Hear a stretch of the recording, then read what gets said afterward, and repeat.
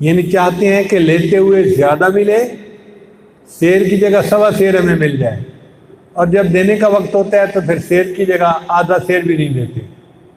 یہ ناپ تول میں کمی کرنے والے، ان کے لیے بربادی ہوگی قیامت کے دن۔ یہی میزان ہوتا ہے ماں باپ اولاد کے درمیان۔ اولاد یہ تو چاہتی ہے کہ ماں باپ ہمارے پر خرچ کریں، ہمیں سپورٹ کریں، ہماری مشکلات میں ہماری مدد کریں، ہمیں مورل سپورٹ دیں، فائنینشیل سپورٹ دیں، سارا کچھ کریں، لیکن ماں باپ کے بڑھاپے کا سہارا بھی تو ان کو بننا چاہیے۔ وہ سمجھتے ہیں کہ بس اب ہماری شادی ہو گئی، بچے ہو گئے، اب ماں باپ کی طرف سے ہم فارغ ہو گئے۔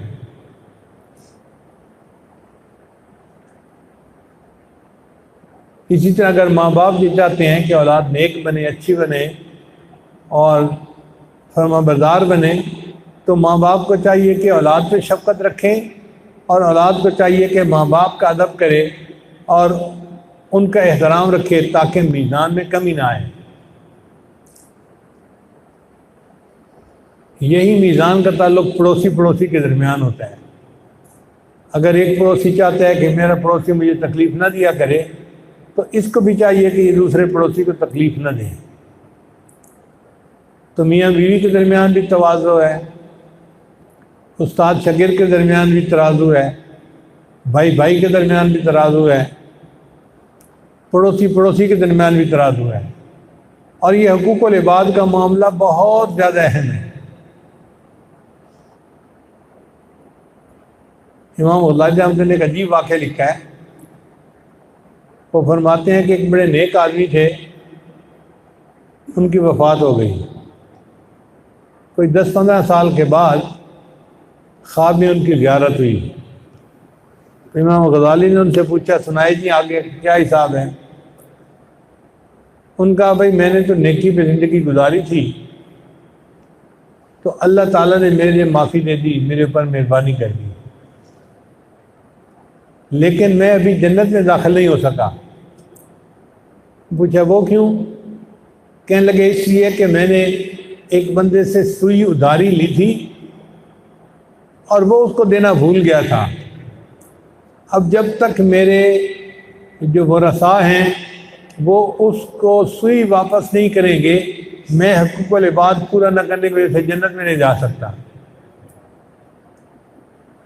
اب بتائیے کہ سوئی کا معاملہ بھی اتنا اہم ہے کہ اگر ایک سوئی کا بھی ہم نے حساب نہ کیا تو ہم جنت میں نہیں جا سکیں گے۔ اور یہاں تو ماشاءاللہ زمینیں ہڑپ کر جاتے ہیں، مکانوں پہ قبضے کر لیتے ہیں، کاروبار میں پیسے کروڑوں کے ہضم ہو جاتے ہیں، پتہ نہیں کیا کیا ہو جاتا ہے۔ تو حقوق العباد جو ہیں وہ بہت زیادہ اہم ہیں، ان کا بہت زیادہ خیال کرنا چاہیے۔ اگر کسی کے ذمے آتے ہوں تو دنیا میں اس بندے سے معافی مانگ لیں، ان کو دے دیں، ان سے کچھ معاف کروا دیں، قسطیں کروا لیں، اور دنیا میں ہی معاملات کو سلجھا لیں۔ قیامت کے دن ان معاملات کو سلجھانا مشکل ہو جائے گا۔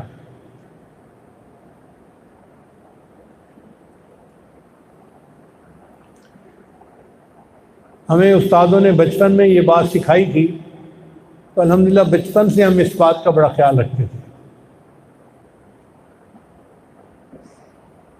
میں 6-7ویں کلاس میں پڑھتا تھا،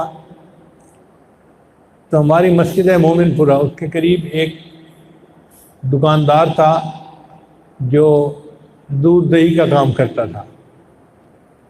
تو میں کبھی کبھی اس سے دودھ کے اوپر جو ملائی آتی ہے نا وہ لے آتا تھا اور کھاتا تھا، وہ مجھے محبوب اچھی لگتی تھی۔ ایک دفعہ میں نے اس سے ملائی لی